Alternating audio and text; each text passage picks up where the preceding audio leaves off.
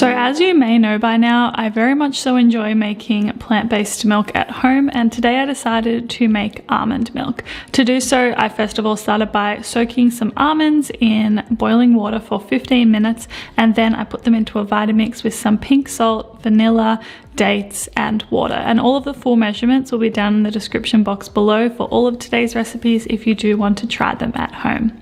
So I blended this together, and then I got a nut milk bag and put it into a big jar and then squeezed all of that almond milk through, and then I quickly cleaned this up and put it into the fridge, and this can keep for up to 3 days in the fridge.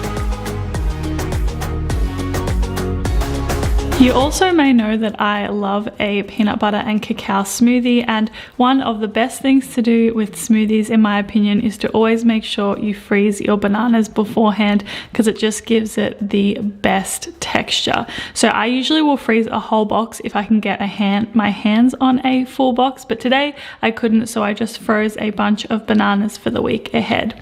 Then I also made myself a blend of all of the powders that I like to put in my smoothie just for efficiency throughout the week. So in a bowl I put cacao powder, maca powder, vanilla protein powder and pink salt, and I just stirred this together until it was nice and well combined, and then after this I just put it into a jar to keep throughout the week. This isn't something that you necessarily have to do, but I've actually found it really beneficial this week having done so, just because it helps with not having as many dishes to do.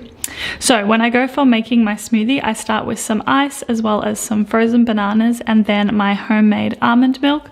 After that, I added in a couple of tablespoons of the powder blend that I made, and then I also added in some peanut butter before putting the lid on and blending it all together.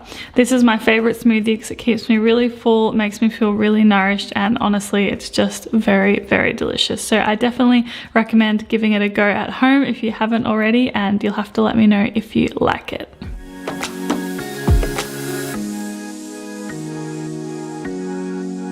I'm pretty new to the world of gluten-free baking, but I decided to try my hand at making some gluten-free banana bread, and it turned out very well. So I first of all started by mashing some bananas in a bowl, and then I also added in some maple syrup as well as vanilla.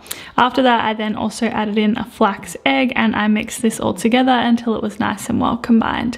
Then I also added in some buckwheat flour as well as some rice flour and baking soda, and then after that I tried to mix it together, but it was way too dry, so I added in some soy milk, but you could use any plant-based milk that you like. After this, I then decided to add in some walnuts for some extra crunch, so I put these into the bowl and then mixed it together nice and well. This recipe is also refined sugar-free, and yeah, like I said, I'm pretty stoked with how it turned out, so hopefully you will like it as well. I then chopped up some more almonds to put on top, and then I sprinkled a little bit of pink salt, and I baked this in the oven. All of the baking directions again will be down in the description box below if you do want to try it at home. The thing I like about banana bread is the fact that I can have it for breakfast and I can also have it as a snack, and yeah, I have really enjoyed this. A nourish bowl is one of my favorite things to eat throughout the week, and so I first of all started by cutting up a couple of big sweet potatoes into like cube kind of size pieces. They're actually not cubes at all, but hopefully that makes sense. I put them into a bowl with some oil as well as pepper, salt, garlic powder, onion powder and smoked paprika, and I mixed this all together before putting it onto a lined baking tray, and then yeah, I put this into the oven and roasted them up. I like roasting sweet potatoes in advance because then I feel like it's just super easy and makes making lunch or dinner way less time consuming.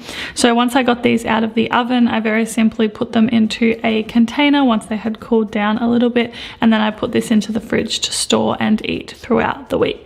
So when it comes to plating my nourish bowl, I very simply, all I have to do is cut up some lettuce, and then I put on top the sweet potato as well as some avocado, and then I very simply just fried up some tempeh to go with this, and then I drizzled it with this herby cashew cream. This is another thing that you can make in advance throughout the week, and I first of all started by soaking some cashews in boiling water before putting them into a Vitamix. Then I got some fresh herbs from my garden, so I added in some coriander coriander, parsley, dill, and then I also added in some chives.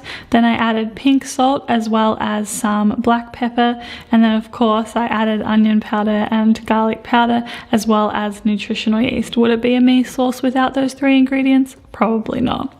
I added in some lemon as well as water, and then I blended this together until it was really nice and smooth. You'll probably have to leave it to blend for a little while to get it to the right consistency.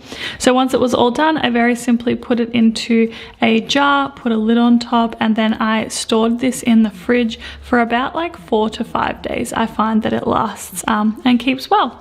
And so yeah, that was my very delicious Nourish bowl, and something that I've been able to eat throughout the week. And I very simply just put some hemp seeds on top.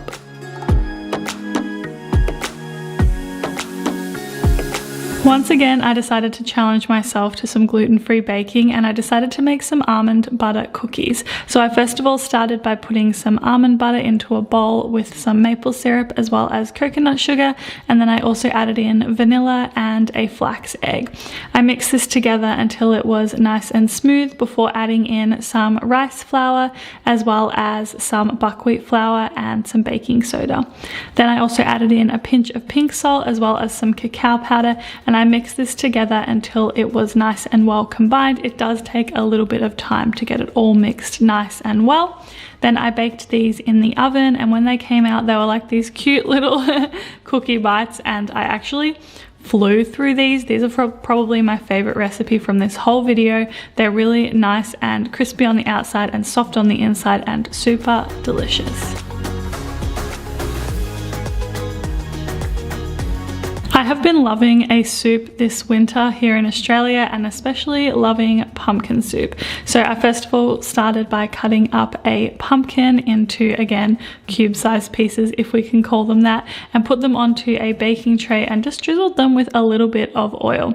I baked these in the oven till they were really nice and gooey and soft, and then at the same time I also boiled up a head of cauliflower just in some boiling water over the stove. Once these were all done and they were nice and cool, I started making my soup. So I started with some pumpkin as well as cauliflower, and then I also added in a whole heap of coconut cream. Then I added in some pink salt as well as garlic powder, onion powder. Then I added in like some veggie stock as well as smoked paprika. And super simply, I just blended this up until it was really nice and smooth. This pumpkin and cauliflower will make you like a lot of pumpkin and cauliflower, and it will probably make you like 2 to 3 batches of this soup if you base it off the amount that I roasted and prepared, just so you know. So yeah, once I'm ready to enjoy this soup throughout the week, I very simply heat it over the stove, and then I like to top it with some crispy chickpeas as well as some fresh chives from the garden. Crispy chickpeas are something that I also really like to prepare throughout the week, just because it's super easy to do them in bulk. So I very simply in a bowl just put a can of chickpeas that I had drained with some salt and pepper and a little bit of oil. I put it onto a baking tray, and then I baked this in the oven for like 15 minutes until they were nice and crispy, and they keep really well in the fridge, and they're just a perfect topper for soup or avo toast or anything like that, just to give you a little bit of extra nourishment. Okay, so I know tahini is not for everyone, and honestly it used to not be for me, but I have found that making this tahini spread slash dressing has made me really enjoy the taste of tahini. So in a bowl I started with some tahini as well as the juice of a lemon. Then I added in some maple syrup as well as some pink salt, and I mixed this all together. If it's a little bit too thick, depending on the type of tahini that you have, I recommend adding water until you get this nice smooth consistency. I then, again, very simply put this into a jar and I store it in the fridge for like 4 to 5 days, and it keeps really well. Something that I love having for breakfast is some gluten-free bread. This is a sun-dried tomato and basil bread, and it's so good. And I love just putting some tahini spread on top with some avocado, and it gives it heaps of extra flavor, and it's a really great way to start the day.